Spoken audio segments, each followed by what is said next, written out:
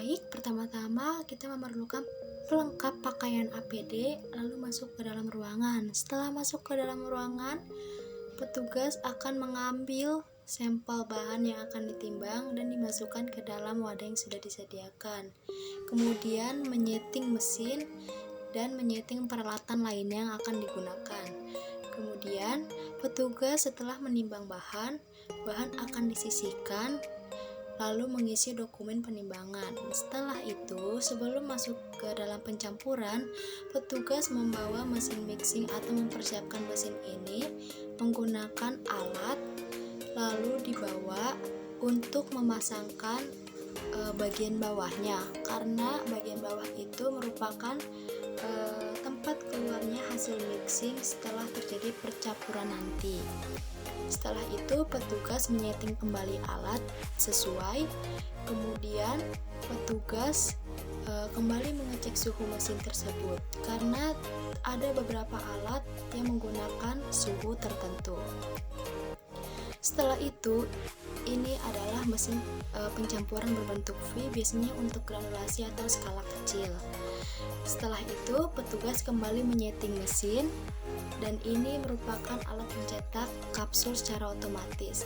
Menggunakan alat pencetak otomatis terjadi kecepatan 8 kali lipat dibandingkan pencetakan secara manual dan hasilnya akan lebih rapi dibandingkan manual.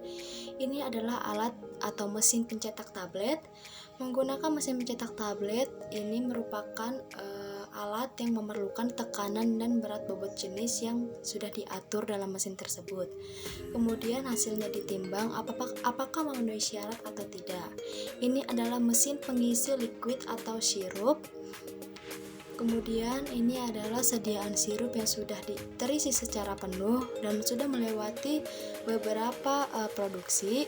Setelah itu sirup tersebut akan diberi label atau etiket pada kemasan.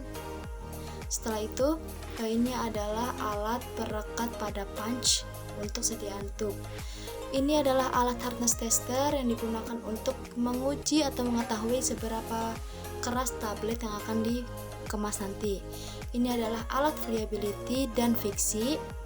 Kemudian ini adalah mesin pencetak dus atau sekunder yang masing-masing dalam kotak tersebut diberi selembaran brosur yang berisi informasi untuk obat di dalamnya nanti. Kemudian ini adalah alat pencetak blister baik pada kapsul, tablet maupun kaplet. Dan biasanya setiap satu strip blister tersebut berisi 10 buah atau 10 biji.